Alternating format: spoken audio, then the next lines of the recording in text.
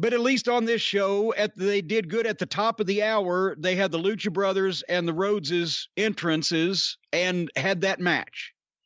And tell me, I've wrote these notes here, but tell me if you get this and if you thought the same thing or now that you think of it.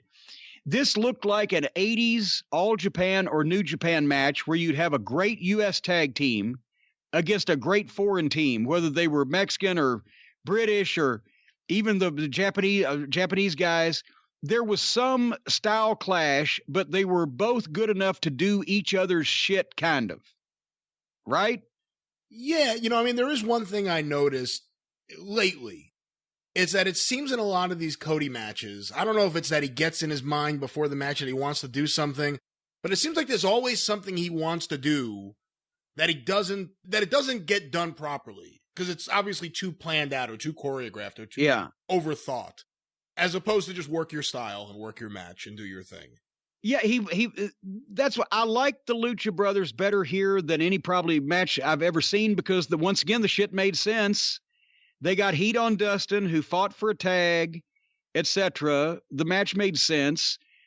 Cody they went too far into the area of doing the Lucha Brothers stuff versus the Lucha Brothers doing their stuff because they wanted to make it exciting. But at the same point, Cody and Dustin's where your money is. And Lucha Brothers, I'm sorry, in this country at this time right now are not going to be major pay-per-view financial ratings draws. So anyway, but this was a good match until. Here's the problem with Lucha is that so much of the botches and flops and distractions are taken for granted because it doesn't make a lot of sense anyway, and it's the spectacle. But trying to do an American finish with timing, that's where they fell apart. Dustin is down. Everybody's down. He finally hits something out of the heat where everybody's down, the Lucha Brothers and Dustin's going to try to make the tag. One of the Lucha Brothers tries to sneak a chair in the ring, which is Double A's spot. Arn comes around and kicks it out of his hand, and that means the coach prevented somebody from doing something illegal, and then that guy's going to run, you can tell later, is going to run at Dustin, and Dustin's going to hit him with a spine buster and then make a hot tag. Well, after the chair kick, both the Lucha Brothers just walked over to Arn and just stopped and ignored Dustin, who was still selling and trying to get up and figuring the guy's coming at him. And he stood there like a zombie, teetering and tottering, not tagging, while he waited for the Lucha Brother to come at him for the spine buster, which then he finally hit so that they could milk the tag. But he milked it good enough, they still got a pop on it. And Cody went wild on the comeback. At a point, the Lucha Brothers cut Cody off and did some weird shit that culminated in one of them picking Cody up at his height and folding him up and dropping him on his head, which I'd take out of the repertoire if I was Cody because he's a star and doesn't need to be doing that shit. But finally, Dustin hits a finish on one of the Lucha Brothers. It wasn't the best Rhodes Brothers match, but it was definitely the best Lucha Brothers match for the reasons I think I just mentioned. It made sense.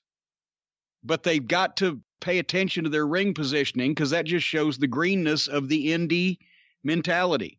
They buried Dustin on that fucking last bit. He should have gone ahead and tagged, but he was trying to give the guy the spot that they were going to do or whatever the fuck. I don't know. As I said before, I'm kind of sick of the Lucha Brothers. I know they're talented. Every week. And I will say one interesting thing was during this match, I flipped the channels just to see what was on NXT, and the moment I flipped, there was just Dusty.